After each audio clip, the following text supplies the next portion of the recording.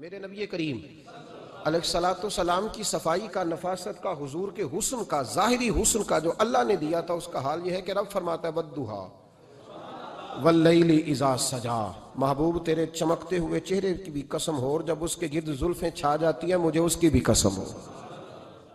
اور حضرت عبداللہ بن رواحہ نبی پاک کے صحابی ہیں، وہ فرماتے ہیں کہ حضور کوئی معجزہ نہ دکھاتے، نہ چاند توڑتے، نہ ڈوبا سورج موڑتے، نہ درختوں سے کلمہ پڑھواتے، کوئی معجزہ نہ دکھاتے، پھر بھی نبی پاک کا چہرہ اتنا خوبصورت تھا کہ لوگوں نے دیکھتے جانا تھا اور کلمہ پڑھتے جانا تھا۔ یہ حضور علیہ السلام کے ظاہری حسن کا حال تھا، لیکن اس کے باوجود اللہ کے محبوب آئینے کے سامنے کھڑے ہو کے کنگھی فرماتے تھے، تیل استعمال فرماتے تھے۔ اللہ کے محبوب علیہ السلام اپنے بالوں کے درمیان سے مانگ نکالتے تھے، آدھے بال ایک طرف ہوتے تھے، آدھے ایک طرف ہوتے تھے، اور صحابہ فرماتے ہیں کئی دفعہ حضور امامہ اتارتے تو ان بالوں کے بیچ جو خوشبو لگی ہوتی اس کا رنگ بھی ہم دیکھا کرتے۔ حضور صاف لباس پسند کرتے تھے۔ ایک شخص کو حضور نے دیکھا، اس نے میلے کچیلے کپڑے پہنے، تو حضور نے ٹھنڈی آہ بھری، فرمایا کاش یہ دھو کے کپڑے پہنتا۔ ایک شخص کو دیکھا بال بکھرے ہیں، کنگھی نہیں کی، تو حضور فرمانے لگے کاش یہ کنگھی کر لیتا۔ نفاست پسند آدمی پہ نا بوجھ بنتا ہے۔ جو آدمی، آپ کو پتہ ہے کہ امام شافعی تو فرماتے ہیں جمعے والے دن غسل کرنا واجب ہے، مت غسل نہ کرے تو جمعہ ہی نہیں ہوگا۔ اگرچہ ہمارے امام صاحب کے نزدیک سنت ہے۔ یہ سنت کب بنا؟ ایک دن نہ بہت سارے لوگ اپنے اپنے کام سے اٹھے مسجد میں آ گئے، مسجد نبوی میں۔ کوئی کسان تھا تو کھیت سے اٹھ کے آ گیا، کوئی مزدور تھا تو مزدوری سے اٹھ کے آ گیا۔ تو مسجد میں جب بہت سارے لوگ جمع ہوئے نا، تو بعض لوگوں کو دقت محسوس ہوئی، تو رسول کریم علیہ السلام نے فرمایا کتنا ہی اچھا ہو کہ تم جمعے والے دن نہا کے آیا کرو۔ بس وہ صحابہ کا مزاج ہمارے والا نہیں تھا کہ تفصیل بتائیں، حکمت بتائیں، ملے گا کیا، ثواب کتنا، نہ نہائیں تو گناہ، یہ کوئی نہیں۔ حضور نے کہا کہ نہا کے آؤ تو کتنا ہی اچھا ہے۔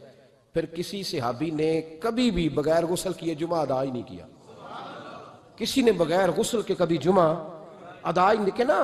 اسلام بڑا خوبصورت دین ہے۔ حضور نے فرمایا جو کچا پیاز کھائے وہ مسجد نہ آئے، پہلے مسواک کرے، دانت صاف کرے، پھر آئے۔ نبی پاک صلی اللہ علیہ وسلم نے فرمایا جو کچی مولی کھائے مسجد نہ آئے۔ مولی کھانا جائز ہے، پیاز کھانا جائز ہے، لیکن منہ سے بدبو آتی ہے۔ نبی پاک علیہ السلام کا ظاہری حسن کیا بات ہے۔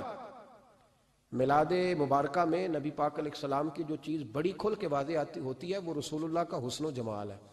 آپ کی والدہ سیدہ طیبہ طاہرہ حضرت سیدہ آمنہ رضی اللہ تعالیٰ، اماں جی کہتی ہیں کہ میرے محبوب جب میرے بطن اقدس میں آئے تو جو تکالیف عورتوں کو ہوتی ہے مجھے ان میں سے کوئی تکلیف بھی نہیں ہوئی۔ اور اماں جی کہتی ہیں مجھے کبھی کوئی ثقل، کوئی بوجھ محسوس نہیں ہوا۔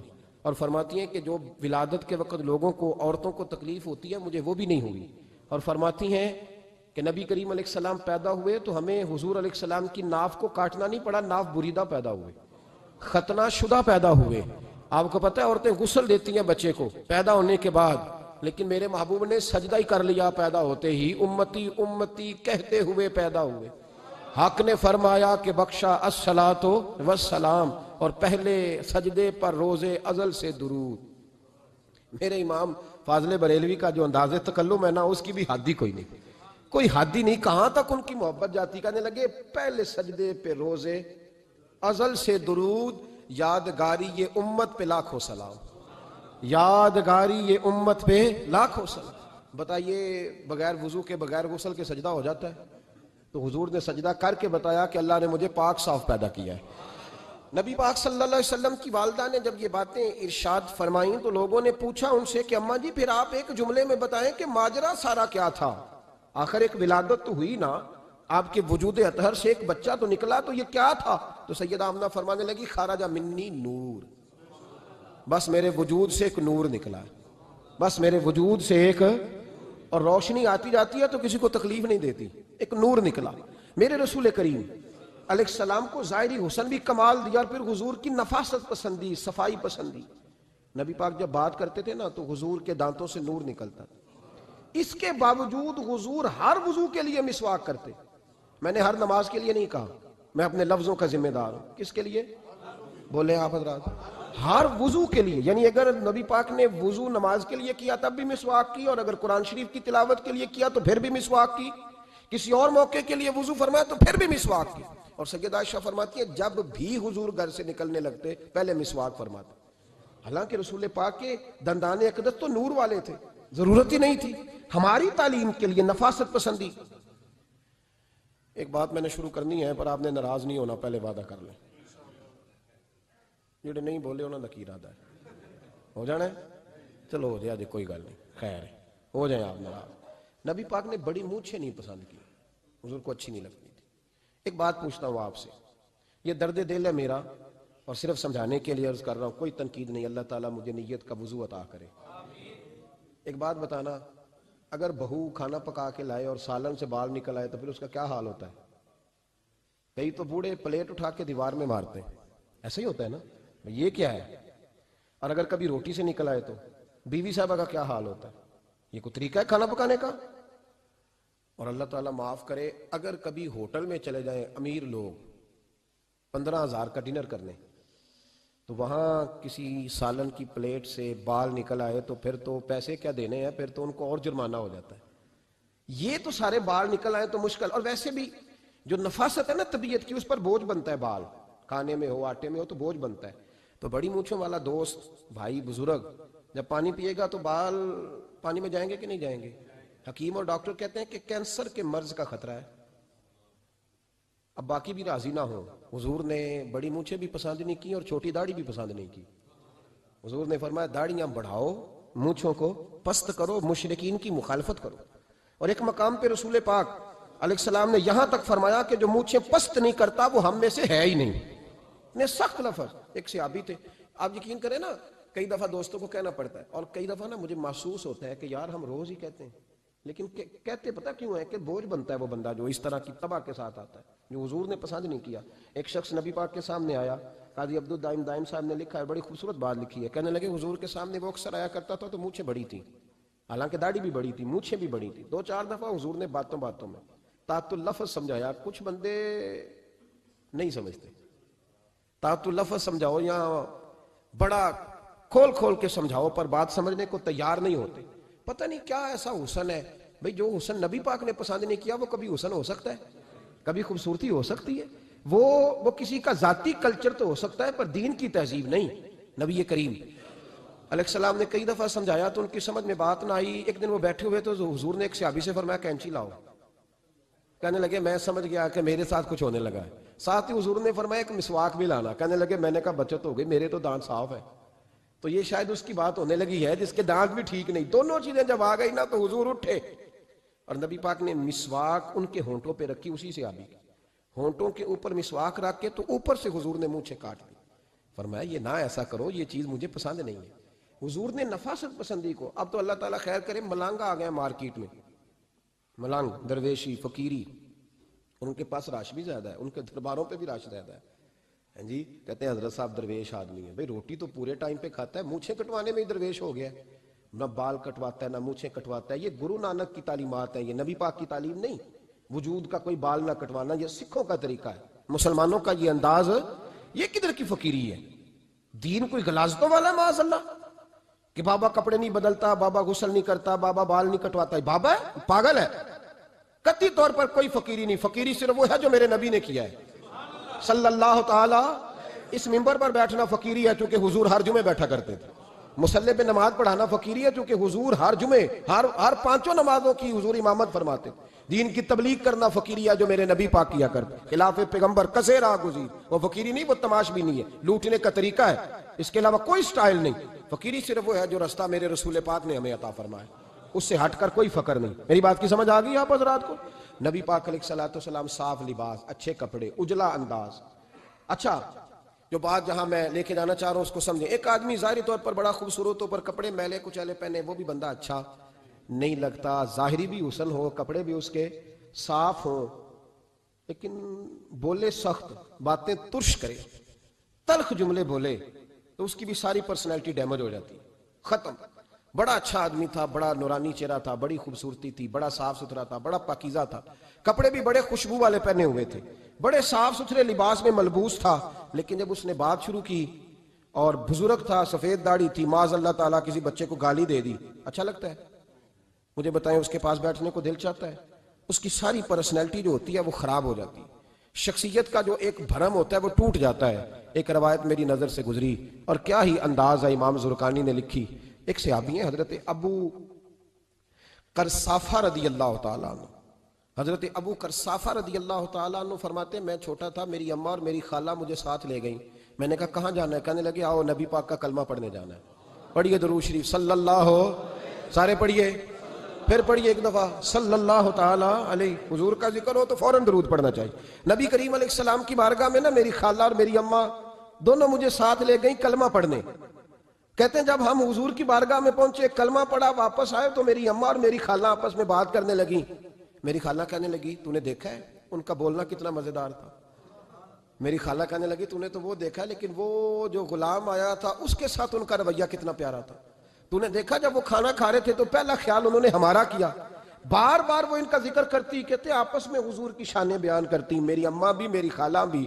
بالآخر بات لمبی ہو گئی تو میری اماں بولی، کہنے لگی بس کر، ہم کتنی عظمتیں بیان کریں گے، مجھے تو 3 باتیں سمجھ میں آئی ہیں. کتنی؟ 3 باتیں مجھے سمجھ میں آئی ہیں. کہا وہ کیا؟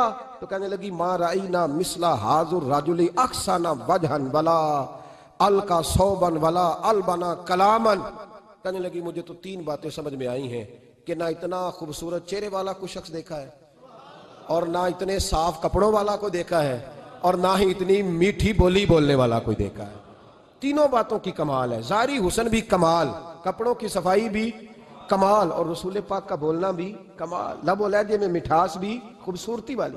یہ اصل حسن ہے کہ ظاہراً بھی انسان بڑا منزہ ہو، باطناً بھی بڑا صاف ستھرا ہو. میرے رسول پاک علیہ السلام کا طریقہ مبارکہ پتہ کیا تھا؟ حضور صلی اللہ تعالیٰ علیہ وآلہ وسلم جب مسجد میں نماز پڑھ لیتے تو حضرت جعفہ رضی اللہ تعالیٰ عنہ فرماتے، بخاری کی حدیث ہے، فرماتے ہیں میں مدینہ شریف میں آیا تو حضور نماز پڑھ لیتے تو صحابہ نبی پاک کے پاس آتے اور حضور کا دست مبارک پکڑ کے پہلے چومتے پھر چہروں پہ ملتے. پہلے چومتے پھر چہروں پر. نبی پاک کے صحابہ حضور کے قدم بھی چوما کرتے، قدموں میں جھکا کرتے تھے. یہ تو بھائی اس وقت پتہ چلتا ہے جب کسی سے پیار ہو جاتا ہے، جب کسی بندے سے. میں اکثر مثال دیا کرتا ہوں اکثر کہ کسی کا بچہ پیشاب کرے تو کہہ آتی ہے، الٹی آتی ہے، لیکن اپنا بچہ بالوں میں بھی کر دیتا ہے. پھر کوئی کہہ نہیں آتی چونکہ اپنا ہے نا، پیار ہو گیا نا. اب وہ کیفیت جب کسی سے محبت ہو جاتی ہے نا تو کچھ چیزیں صرف سمجھنے کی نہیں، کچھ چیزیں ایسی ہوتی ہیں جو محسوس کرنے والی ہوتی. اس نے کہا تھا عشق ایک ڈھونگ ہے، میں نے کہا تجھے عشق ہو خدا کرے، پھر کوئی تجھے اس سے جدا کرے، تو اسے تسبیحوں پہ پڑھا کرے، تو اسی کا نام جپا کرے، تو گلی گلی پھرا کرے، پھر میں کہوں کہ عشق ایک ڈھونگ ہے اور تو نہیں کہا کرے. پھر میں کہوں کہ عشق ایک ڈھونگ ہے اور تو. اس نے کہا تھا عشق ایک ڈھونگ ہے تو میں نے کہا تجھے عشق ہو خدا کرے.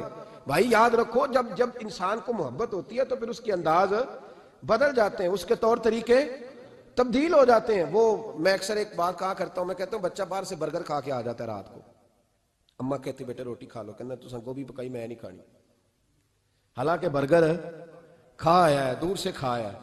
تو اماں اس کو کہتی ہے پھر میں سوئیاں نہ بنا دوں تھوڑی سی اپنے بیٹے کو، فٹافٹ چاول نہ تجھے ابال دوں، ساتھ میں باریک دال بنا دیتی. کہتا نہیں میری مرضی کا پکاتے ہی نہیں، میں نے نہیں کھانا. ایسے اب ابا جو ہے نا، ابا وہ اماں کو سمجھا رہا، کہتا چھڈ پرا، بھوک لگے گی تو آپ ہی کھا لے گا، تو نہ ایڈی ٹینشن لے، ایویں پہ تینوں ستاندا ہے. اماں کیا کہتی ہے؟ کہتی نہیں مجھے نیند نہیں آ رہی، کھائے گا تو سکون آئے گا. اب اس کو آپ لاکھوں دلیلیں دیں کہ سیاںا بیانا ہے، بچہ نہیں ہے، 22 سال کا ہے، 24 سال کا، چھوڑ تو کیا کر رہی ہے. لیکن اماں کو کوئی سمجھا سکتا؟ کیوں نہیں سمجھا سکتا کہ اسے اپنے بیٹے سے پیار بڑھائے. وہ کیا کرے، وہ مجبور ہے، اس کے دل کی کیفیت اس طرح کی ہے کہ کوئی دنیا کی طاقت اسے سمجھا سکتی، سوال ہی نہیں پیدا ہوتا کوئی اسے سمجھا سکے. یہ ممکن کیسے ہو، کیسے سکتا ہے؟ یہ محبت ہے. میرے رسول پاک علیہ السلام کے صحابی حضرت جعفہ فرماتے ہیں میں حضور کی بارگاہ میں آیا تو صحابہ کیا کرتے؟ نبی پاک کا دست مبارک پکڑتے، پہلے چومتے پھر چہرے پہ ملتے. بخاری ہے. فرماتے میں نے کہا یہ کیا کر رہے ہیں؟ پھر اچانک میرا بھی دل کیا ذرا کر کے تو دیکھو، کچھ چیزیں چکھنے پہ پتہ لگتا ہے کتنی مزیدار ہے. کہتے میں بھی قریب گیا، حضور کے دست مبارک میں میں نے ہاتھ ڈالا. فرماتے ہاتھ پکڑا ہی تھا کہ نبی پاک کا ہاتھ برف سے بھی زیادہ ٹھنڈا. فرماتے ہیں پھر میں نے پکڑ کے چہرے پہ ملا تو کستوری سے زیادہ خوشبو آ رہی تھی دست مبارک. فرماتے ہیں اب میرا چھوڑنے کو دل ہی نہیں کر رہا تھا، اب میری طبیعت نہیں مان رہی تھی. میرے نبی کریم علیہ السلام اللہ کی دلیل ہیں، ہر پاکیزگی، ہر حسن، ہر کیف اللہ نے اپنے رسول کو عطا فرمایا. دنیا کی جتنی غلاظتیں تھیں جب کوئی حضور کے قریب جاتا تھا تو ساری غلاظتیں دور ہو جاتی. کما ارسلنا فیکم رسولا منکم یتلو علیکم آیاتنا ویزکیکم. اللہ فرماتے ہیں میرے محبوب تم پر میری آیتیں پڑھیں گے اور تمہیں پاک فرما دیں گے. تمہاری ساری ناپاکیاں نبی پاک دور کر دے، ہر غلاظت تم سے دور ہٹ جائے۔ ایک صحابی ہیں حضرت شیبہ بن عثمان رضی اللہ تعالی عنہ، وہ کہتے ہیں میرے والد کو اور میرے چچا کو مسلمانوں نے احد میں قتل کر دیا، میرے دل میں بڑا غصہ تھا، بڑا جلال تھا کہ کبھی مجھے موقع ملے تو میں بدلہ لوں گا۔ کہتے ہیں فتح مکہ کے بعد نبی پاک علیہ السلام حوازن کی جنگ کے لیے نکلے، مجھے پتا چلا حضور جا رہے ہیں، تو میرے اندر شعلے بھڑک رہے تھے انتقام کے۔ روز میں منصوبہ بندی کرتا، پلاننگ کرتا کہ کسی طریقے سے میں ان تک پہنچوں گا اور بدلہ لوں گا۔ کہتے ہیں نبی کریم علیہ السلام نا حوازن کے لیے پہنچ چکے تھے، فرماتے ہیں میں بھی جنگ میں جا کے شریک ہو گیا، اور میں نے طریقہ اس طرح کا اختیار کیا کہ کسی طریقے میں حضور تک پہنچ جاؤں۔ سمجھ آ رہی ہے میری بات کی؟ نبی کریم علیہ السلام تک کسی طریقے پہنچ جاؤں۔ فرماتے ہیں لڑتے لڑتے، لڑائی کے دو طریقے ہوتے تھے، کبھی تو ایسے ہوتا تھا کہ ایک دو آدمی مل کے آپس میں لڑتے تھے، پھر گمسان کا رن پڑتا تھا، گھمبیر ہو جاتی تھی جنگ، سمجھ نہیں آتی تھی تیر کہاں سے آیا، نیزہ کہاں سے آیا۔ فرماتے ہیں جب گمسان کا رن پڑا نا، مجھے موقع مل گیا، میں حضور کے قریب پہنچ گیا۔ حضرت شیبہ بن عثمان رضی اللہ تعالیٰ عنہ کہتے ہیں جب میں پہنچ گیا تو میں نے نا دیکھا کہ اب حضور کے قریب لوگ نہیں ہیں۔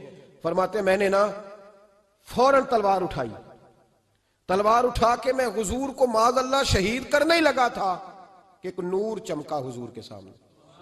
پڑھیے درود صلی اللہ علیہ وسلم۔ کہتے ہیں ایک نور چمکا، اتنی تیزی تھی اس نور میں کہ میری آنکھیں بند ہو گئی، میرے ہاتھ سے تلوار گر گئی، آنکھیں چندھا گئی میری۔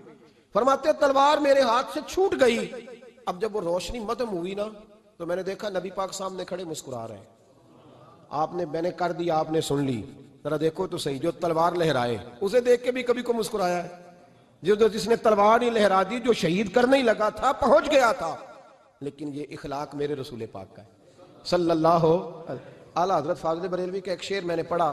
کئی کچھ چیزیں ایسی ہوتی ہیں جو بس نا وہ آتی تو سامنے ہیں لیکن وہ اتنا لطف دے جاتی ہیں کہ ٹھنڈا ہو جاتا ہے مزاج۔ رات کو میں شعر پڑھ رہا تھا اعلیٰ حضرت کا فاضل بریلوی رحمت، اور میں نے شعر پڑھا تو مجھے اچھا لگا سنانا۔ ایک دوست کو میں نے فون کیا، میں نے کہا یار ذرا شعر تو سن لے، یہ پہلی دفعہ نظر سے گزرا ہے، ابھی سیدھا سادہ لیکن روح تک اتر گیا۔ اعلیٰ حضرت فرمانے لگے نبی پاک کے بارے میں، فرمانے لگے سیدھی سیدھی روش پر کروڑوں درود، سیدھی سیدھی روش پر، بالکل سیدھی ہے حضور کی باتیں، کسی پیچیدگی کی ضرورت نہیں۔ کہنے لگے سیدھی سیدھی روش پر کروڑوں درود، سادی سادی طبیعت پہ لاکھوں سلام، سادی سادی طبیعت پہ سیدھی سیدھی روش پر کروڑوں درود اور سادی سادی طبیعت پہ لاکھوں سلام۔ میرے نبی کریم صلی اللہ علیہ وسلم مجھے دیکھ کے مسکرائے، اور فرمایا جب حضور مسکرائے نا تو میں نبی کریم علیہ السلام کو دیکھ کے حیران ہوا کہ میں نے تلوار تانی تھی اور حضور نے مسکرانا شروع کیا۔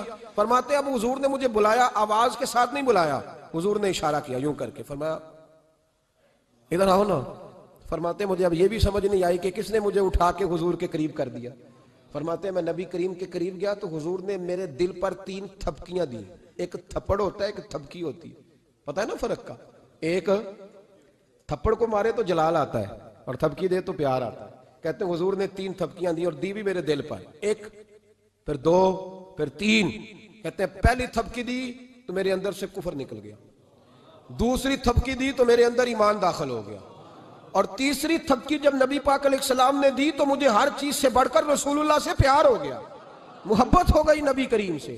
آپ فرماتے ہیں اب حضور نے نا فوراً میرے ہاتھ میں تلوار تھمائی، فرمایا پہلے تو ہمارے خلاف لڑ رہا تھا، تلوار پکڑ، اب ہماری طرف سے لڑ، تلوار پکڑ اور لڑ۔ آپ فرماتے ہیں میں اتنا لڑا کہ جو حضور کا دشمن سامنے آتا میں گلا کاٹ دیتا، جو آتا میں اس کے ٹکڑے کر دیتا۔ فرماتے ہیں پہلے میں باپ کا بدلہ لینے آیا تھا اور اب میرا یہ حال ہے کہ اگر میرا باپ بھی سامنے آئے گا تو میں اس کا بھی گلا کاٹ دوں گا، لیکن حضور کے قریب کسی کو جانے نہیں دوں گا۔ حضرت شیبہ بن عثمان کہتے ہیں جنگ ختم ہو گئی، حضور خیمے میں گئے، میں بھی گیا، اب نبی پاک لوگوں سے باتیں کر رہے ہیں، حضور لوگوں سے باتیں کر رہے ہیں، میں ایک کونے میں بیٹھا سوچ رہا ہوں کہ میں تو بدلہ لینے آیا تھا، یہ میرے ساتھ ہوا کیا؟ حضور لوگوں سے باتیں کرتے جا رہے ہیں، میں سوچتا جا رہا ہوں کہ میں تو انتقام لینے آیا، یہ کیا معاملہ ہوا؟ کہتے ہیں محبوب نے اچانک میری طرف نظر اٹھائی اور فرمانے لگے شیبہ ایک ارادہ تو نے کیا تھا جو غلط تھا، اور ایک ارادہ میرے رب نے کیا ہے اور تیرے اوپر فضل فرما دیا ہے۔ فرماتے حضور نے اب مجھ سے فرمایا کوئی خواہش ہو تو بتاؤ، مانگ لو کچھ مانگنا ہے تو۔ میں نے عرض کی یا رسول اللہ میری بخشش کی دعا کر دیں، بڑا میرا خوفناک ماضی ہے، میں اسلام کا بڑا دشمن رہا ہوں، حضور دعا کر دیں یاد ماضی عذاب ہے یا رب، چھین لے مجھ سے حافظہ میرا، یا رسول اللہ بڑے گناہ ہیں میرے، دعا کر دیں۔ کہتے میں نے دعا کے لیے کہا اور حضور پھر دوسرے لوگوں سے باتیں کرنے لگے، کبھی اس سے کبھی اس سے کبھی اس سے۔ میں سوچنے لگا کہ میری بات کا کوئی جواب ہی نہیں آیا۔ جب تو 3 بار میں نے سوچا تو میرے کریم نے پھر توجہ میری جانب کی اور فرمایا تو نے بخشش کی دعا کا کہا تھا، میں نے سن لیا ہے، رب کریم نے تیری بخشش فرما دی ہے، اللہ نے تجھے بخش دیا ہے، تیری خطائیں رب کریم نے معاف کر دی۔ نبی پاک کے دست مبارک کی برکت، رسول پاک۔ ایک صحابی تھے حضرت فرقد ان کا نام تھا رضی اللہ تعالی۔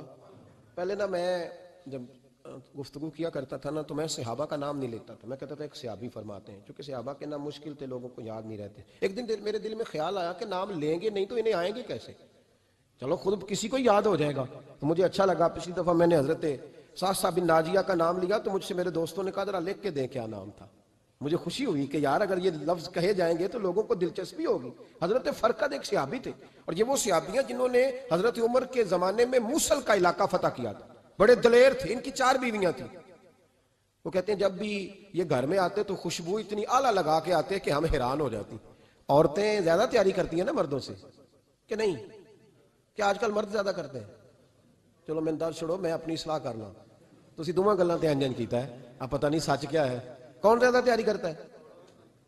چلو بیٹھے جو مرد نے، ویسے میرے پاس جو اخباری تراشے ہیں ان میں یہ لکھا ہے کہ آج کل مردوں کے میک اپ پہ زیادہ خرچ آنے لگا ہے، یہ تحقیقی رپورٹ ہے۔ اور پاکستان میں سب سے زیادہ جو اخراجات ہیں وہ میک اپ کے سامان کے ہیں۔ پہلے لڑکیاں بیوٹی پارلر جاتی تھی، اب لڑکے بھی جاتے ہیں۔ پہلے صرف دلہن جاتی تھی، اب سارا خاندان جاتا ہے۔ اللہ تعالیٰ معاف کرے۔ اس کے باوجود بڑی غربت ہے ملک میں، پریشانی بھی بڑی ہے، اس کے علاوہ ہمیں غریبوں کا درد ہے، اس کے باوجود ہم لوگوں کی مدد کرنا چاہتے ہیں۔ پتہ نہیں کیا ترجمہ کیا ہم نے غریب پروری کا، کیا معنی بنایا، اللہ ہی بہتر جانتا ہے، کہ وہ چیزیں جن کی بالکل حاجت نہیں، بالکل ضرورت نہیں، ان پر لاکھوں لٹا کے کہتے ہیں وہ دیکھو بیچارے کو روٹی نہیں مل رہی۔ تو بھائی آپ مہربانی کرتے خالی کنگھی کر لیتے، باقی پیسے غریب کو دے دیتے۔ لیکن چلے معیار ہے نا ہمارا اپنا معیار ہے، اس پر میں جاتا نہیں، بات نہیں کرتا۔ نبی کریم علیہ الصلوۃ والسلام کے صحابی، ان کی ازواج کہتی ہیں کہ اب عورتیں زیادہ تیاری کیا کرتی تھیں، لیکن وہ جب گھر آتے نا تو اتنی خوشبو لگاتے، کہتی ہم چاروں مل کے کوشش کرنے لگی، ڈھونڈنے لگی کہ وہ خوشبو کا پتہ کریں جو یہ لگاتا ہے۔ ہم نے بازار سارے تلاش کر لی، عرب کے اندر آج بھی خوشبو کا بڑا شوق ہے اور بڑی مہنگی خوشبو ملتی ہے، کبھی آپ بازار جائیں، کہتی ساری خوشبوئیں لگا لی، تھک گئیں۔ ایک دن چاروں سوتنے مل کے بیٹھی، کہنے لگی ہم نہیں اس کا مقابلہ کر سکتے، آج پوچھ ہی لے کہاں سے خوشبو لگاتا ہے، پوچھ ہی لیتے ہیں، چلو بات ہی ختم ہو جائے، پوچھ لیں۔ یہ ہم جتنی مرضی آلہ لگائیں، جب یہ آ جاتا ہے نا، کچھ لوگ میرے محفل ہوتے ہیں، جہاں آ جاتے ہیں وہاں چھا جاتے ہیں، تو یہ جب آتے ہیں تو چھا ہی جاتے ہیں۔ کیا کریں، اس طرح کا میرے محفل ہے، کیا کریں اس کا؟ فرمانے لگی ایک دن چاروں سوتنوں نے مل کے ان کو بٹھا لیا، کہنے لگی بتاؤ تو صحیح خوشبو کون سی لگاتے ہو؟ کہنے لگے کوئی بھی نہیں، کبھی لگائی نہیں، آج تک نہیں لگائی۔ تو کہتے ہیں بیویاں کہنے لگی صحابہ تو غلط بیانی نہیں کرتے، پر آپ کیا بات کر رہے ہیں، یہ کیسے ہو سکتا ہے کہ آپ آتے ہیں تو ہم حیران ہو جاتی ہیں۔ فرمانے لگے جس دن کی تم لگی ہوئی ہو نا میری خوشبو کا مقابلہ کر دے، مجھے پہلے دن کا پتہ ہے۔ تو میں نے کہا چلو زور لگا ہی لیں، دیکھ ہی لیتے ہیں کہاں تک بات جاتی ہے تمہارے پاس جتنا زور لگا لو۔ بہرحال میں اللہ کی قسم اٹھا کے کہتا ہوں کبھی نہیں لگائی۔ تو بیویاں کہنے لگی پھر بتا تو صحیح، تو ایک دلیر آدمی ہے، اور جو دلیر لوگ ہوتے ہیں وہ خوشبوؤں کے اور کپڑوں کے اور ان چیزوں میں زیادہ وقت نہیں لگاتے، ان کے تو مشن اور طرح کے ہوتے۔ آپ تو مجاہد قسم کے آدمی ہیں پر ہر وقت خوشبو آتی ہے۔ تو حضرت فرقد رو پڑے، کہنے لگے بیمار ہو گیا تھا، لاچار ہو گیا، حکیموں طبیبوں نے انکار کر دیا، وجود پر میرے آبلے نکل آئے، پھنسیاں بن گئی، ان میں پیپ بھر گئی، بیٹھ نہیں سکتا تھا، اٹھ نہیں سکتا تھا۔ جب تھک گیا نا تو دروازہ رسول پہ چلا گیا، جب تھک گیا طبیبوں کا، تھکایا ستایا حضور کی بارگاہ میں، کہا محبوبہ دیکھے تو صحیح میرا کیا حال۔ حضور ذرا دیکھ کے، چل نہیں سکتا، سو نہیں سکتا، بیٹھ نہیں سکتا، تیرے علاوہ غم کسے بتاؤں۔ کہتے ہیں حضور نے فرمایا 70 ڈھانپ لے، باقی سارے کپڑے اتار دے۔ 70 ڈھانپ لے، کہتے ہیں ٹخنوں سے لے کر ناف تک میں نے 70 ڈھانپ لی، باقی سارے کپڑے اتارے۔ حضور کیا کریں گے؟ فرماتے ہیں نبی پاک نے دست مبارک اٹھایا، برف سے ٹھنڈا، کستوری سے زیادہ مہکنے والا، فرماتے ہیں پورے وجود پر میرے حضور نے دست مبارک ایک دفعہ لگا دیا، اب جدھر جدھر سے گزرتا ہوں ساری دنیا خوشبو سے بھر جاتی ہے۔ یہ نبی پاک کا دیا ہوا نور ہے، یہ حضور کی عطا کردہ شفا ہے، یہ رسول پاک کے حسن کی خیرات ہے۔ ایک شاعر نے ایک فکرہ کا کمال کر دی، کہنے لگا ظلمت کو ان کے نور نے کافور کر دیا، جس پر پڑی نظر اسے بھی نور کر دیا۔ رسول پاک علیہ السلام کے دست خیر میں وہ برکات تھی۔ حسن کی دو قسمیں ہوتی ہیں، ایک حسن ہوتا ہے ملمہ سازی والا، بیوٹی پارلر والا، ایک حسن ہوتا ہے باطن کا۔ بچے پتہ کیوں خوبصورت ہوتے ہیں؟ اس پر علماء مناطقہ نے بحث کی ہے، محدثین نے لکھا ہے۔ بچہ گدھے کا بھی ہو تو پیارا لگتا ہے، چھوٹا بچہ اگر اس کا رنگ بہت گورا نہ بھی ہونا، صرف چھوٹا ہو، وہ پیارا لگتا ہے، اس میں ایک جاذبیت ہوتی ہے۔ اس پر ہمارے مفسرین نے، محدثین نے، علماء مناطقہ نے ایک بحث کی ہے۔ وہ کہتے ہیں اصل بات یہ ہے کہ بچے جھوٹ نہیں بولتے، بددیانتی نہیں کرتے، دھوکہ نہیں کرتے۔ یہ جو اندر کی عیاریاں ہوتی ہیں نا، چہرہ بھی خطرناک کر دیتی ہیں، اور جب اندر حسن ہوتا ہے تو باہر بھی حسن ہی ہوتا ہے۔ بچے میں کوئی مکاری عیاری نہیں ہوتی، فساد نہیں ہوتا، نیت میں فطور نہیں ہوتا، کسی کو لوٹنے کا ارادہ نہیں، کسی کو شیشے میں اتارنے کا پروگرام نہیں بتاتا۔ بچہ چرب زبان نہیں ہوتا، اس کو طریقہ نہیں ہوتا، وہ لوگوں کو قائل کرنے کے ہر وقت دوڑتا نہیں، الٹی سیدھی گیمیں نہیں چلاتا، کیونکہ اندر حسن ہوتا ہے تو وہ حسن اس کے چہرے پر معصومیت بن کے آتا ہے۔ سمجھ آ رہی ہے میری بات کی؟ اس کی دلیل میرے رسول پاک علیہ السلام نے بخاری میں فرمایا اللہ کا ولی وہ ہے جس کا چہرہ دیکھو تو اللہ یاد آ جائے۔ اب یہاں یہ نہیں فرمایا گورا چٹا ہو، خوبصورت ہو، بس اس کے چہرے میں معصومیت ہوتی ہے، وہ سچا ہوتا ہے، وہ کھرا ہوتا ہے، اس کا حسن چہرے پہ آتا ہے۔ میرے رسول کریم علیہ السلام کا جو حسن تھا نا، وہ اندر کی صداقت کی روشنی تھی، وہ اندر کے کیف کا نور تھا جو حضور کے چہرے پر عیاں ہوتا تھا۔ اس لیے نبی پاک کا چہرہ جو تھا وہ آنکھیں چدھیاتا نہیں تھا، بلکہ آنکھوں کو اچھا لگتا تھا۔ شاہ عبد الرحیم صاحب محدث دہلوی شاہ ولی اللہ صاحب کے والد ہیں، اور ہمارے بر صغیر پاک و ہند میں جتنے بھی مسالک ہیں یہ سارے شاہ ولی اللہ صاحب کے شاگرد بنتے ہیں۔ وہ کہتے ہیں میرے ابا جی نے خواب دیکھا اور خواب میں انہیں رسول اللہ کا دیدار نصیب ہوا۔ تو نبی کریم علیہ السلام کی بارگاہ میں شاہ ولی اللہ صاحب کے ابا جی کہنے لگے حضور ایک بات بڑی اڑ گئی ہے میرے دل میں، بڑی، تو کتابوں سے جواب نہیں ملا، آج رب کریم نے موقع دیا ہے اس سوال کا جواب۔ تو کہ عبد الرحیم پوچھو کہ یا رسول اللہ حضرت یوسف کا حسن دیکھ کے لوگوں نے انگلیاں کاٹ لی، پر آپ کو تکنے والے تکتے ہی رہے، کوئی بھی ہوش نہیں ہوا، کسی نے انگلی نہیں کاٹی۔ تو کہتے ہیں محبوب نے فرمایا عبد الرحیم رب کریم نے اپنی غیرت کے ساتھ میرے حسن پر 70,000 پردے ڈالے، یہی بہتر ہے کہ پردوں میں وہ پردہ پوش رہے، وہ اگر پردے اٹھا دے تو کسے ہوش رہے۔ فرمایا 70,000 پردوں میں چھپا ہوا حسن ہے، ورنہ کسی کی طاقت تھی کوئی بات کر سکتا، جرت تھی کسی شخص کی؟ میرے حبیب پاک سید عالم حضرت عبداللہ ابن سلام رضی اللہ تعالیٰ عنہ اہل یہود کے بڑے عالم تھے۔ فرماتے میں تورات زبور انجیل کا جاننے والا تھا۔ جس دن حضور مدینہ طیبہ ایک اسوا نامی اونٹنی پر بیٹھے تھے، میں حضور سے مناظرہ کرنے، بحث کرنے آیا، میرے ساتھ میرے شاگرد تھے، ارادہ تھا بحث کروں گا، نبی پاک کو بڑے معاذ اللہ کڑوے کڑوے سوال کروں گا۔ کہتے ہیں حضور بیٹھے تھے کسوا نامی اونٹنی پہ اور گردن مبارک جھکی ہوئی، ہونٹوں پر حضور کے زیر لب ہلکی سی مسکراہٹ تھی۔ نبی پاک تھوڑا بولتے تھے پر جتنا بولتے تھے وہ دلوں میں اترتا جاتا تھا۔ فرماتے ہیں میں جب گیا نا، میرے شاگرد ساتھ تھے، مناظرہ کرنے گیا، مناظرہ، شاگرد ساتھ تھے۔ فرماتے ہیں میں بڑے سوالات تیار کر کے گیا، پر حضور گھوڑے پہ بیٹھے تھے۔ دو باتیں میں نے سنی، حضور نے فرمایا رشتہ داروں سے اچھا سلوک کرو، اپنے غلاموں کا خیال کرو۔